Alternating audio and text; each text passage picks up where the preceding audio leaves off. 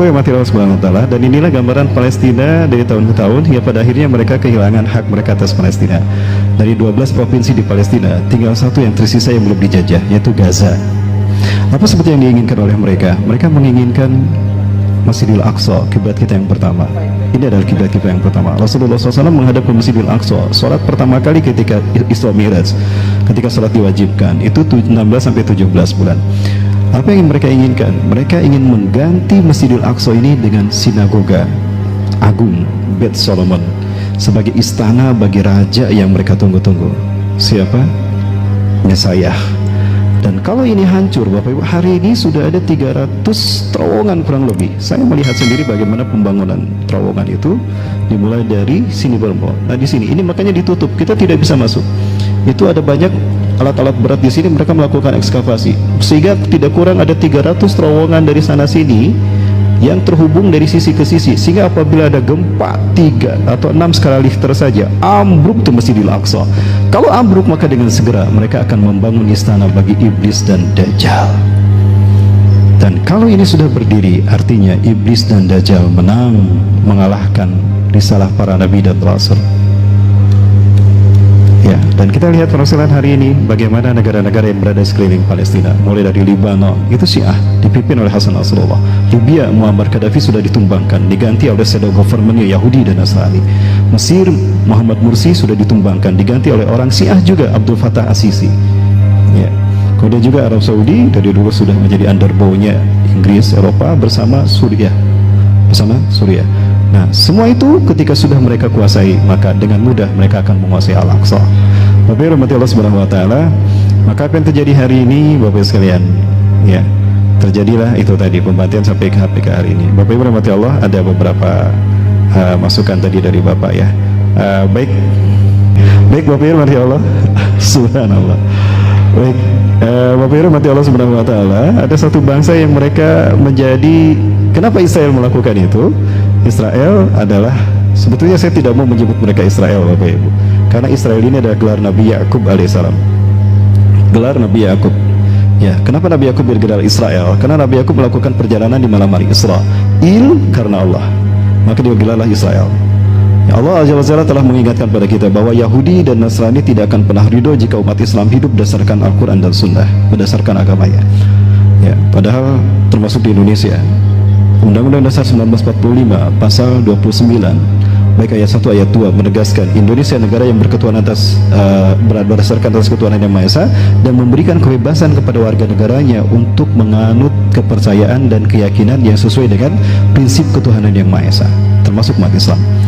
Ya, kemudian Al-Quran juga menegaskan bahwa kita pasti akan mendapati sejahat-jahat manusia, sedahsyat-dahsyat manusia permusuhannya kepada kaum orang-orang beriman, Yahudi dan orang-orang musyrik. Nah, di Yahudi, Bapak Ibu sekalian, ada banyak kasta, ada banyak klan. Nah, klan yang terbesar ada 2. Yang pertama ada klan Sephardim. Klan Sephardim ini adalah klan yang mengklaim memegang Tauratnya Nabi Musa. Mereka berada di utara Israel. Ya, yang ibu kotanya Dudah. Nah, disinilah terdapatnya Yahudi Naturaikarta. Mereka anti Zionis. Mereka tidak memuji umat Islam. Justru mereka bersahabat dengan umat Islam. Mereka anti Zionisme. Ketika ada Palestina dibantai, rakyat Palestina dibantai, mereka menolong. Ini suku Yahudi Naturaikarta. Kalau Bapak Ibu lihat pakaian mereka seperti ini. Yang kedua ada Yahudi Ashkenazim. Mereka inilah yang membawa agama Ka'bah, dan mereka inilah yang menguasai politik dunia, dan mereka inilah yang menjajah Palestina, dan mereka lah yang menjadi pengejawantah ambisi iblis dan Dajjal menguasai dunia. Mereka adalah kaum rasialis, ya. Dan ini yang saya lihat Bapak Ibu sekalian, ketika kami berada di sana, bagaimana dahsyatnya mereka merencanakan untuk membumi hanguskan kaum muslimin. Ini yang mereka lakukan, ini yang kami saksikan ketika kami berkunjung ke Israel. Ya. Ini langsung dalam perbatasan Bordeaux dengan Gaza. Ya. Bagaimana mereka melakukan percepatan untuk menyambut Tuhan yang mereka tunggu-tunggu. Dan apa yang mereka lakukan? Ini para sekalian. Inilah yang mereka lakukan, dan ini yang kami saksikan hampir setiap hari, dan bukan setiap jam. Satu jam itu bisa 3 sampai 4 ledakan ketika mereka gencar membantai sekitar Gaza. Allah Azza wa Jalla memberikan satu kabar gembira kepada kita bahwa mereka sebetulnya adalah bangsa yang akan Allah hancurkan. Ya, Ini hasil karya Yahudi yang PBB bungkam 1000 bahasa, bungkam 1000 bahasa. Ya, dan mereka sesungguhnya adalah teroris yang sesungguhnya. Bapak Ibu sekalian rahmati Allah, waktu kita tidak banyak, mohon maaf. Ada beberapa strategi yang mereka lakukan untuk menghabisi umat Islam Palestina. Yang pertama, one shoot to kill. Israel hari ini membidik wanita-wanita hamil, ditembak perutnya sehingga satu peluru membunuh 2, ibu dan bayinya, untuk mengurangi populasi manusia, populasi di Palestina. Yang kedua, kill the girls, bunuh para gadis sehingga mereka tidak sampai menikah, mati di masa gadis. Sebagai contoh ini yang kami saksikan para Allah ketika kami berkunjung ke sana. Isra Ebadi, dia dituduh ketika ada masuk ke terminal mau kuliah, dia dituduh membawa pisau padahal dia tidak membawa pisau.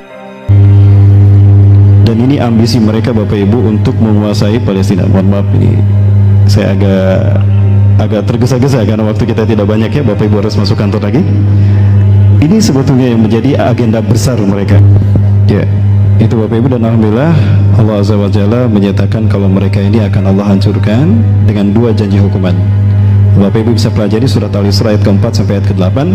Di dalam surat Al-Isra ayat ke-4 Allah menjanjikan bahwa Bani Israel ini akan melakukan kerusakan 2 kali di muka bumi. Setiap kali mereka melakukan kerusakan di muka bumi, Allah berikan hukuman kepada mereka. Ada 2 hukuman yang Allah siapkan. Menurut kami baru 1 kerusakan yang mereka lakukan dulu, ya, di zaman sepeninggal Nabi Daud dan Nabi Sulaiman, sehingga pecah menjadi 2. Nah, kerusakan yang kedua inilah yang sedang mereka lakukan untuk mengganti Masjidil Aqsa dengan Bait Solomon. Nah, Allah akan memberikan hukuman yang kedua kepada mereka, yang intinya akan mereka hancur berkeping-keping dan mereka akan terusir dari muka bumi.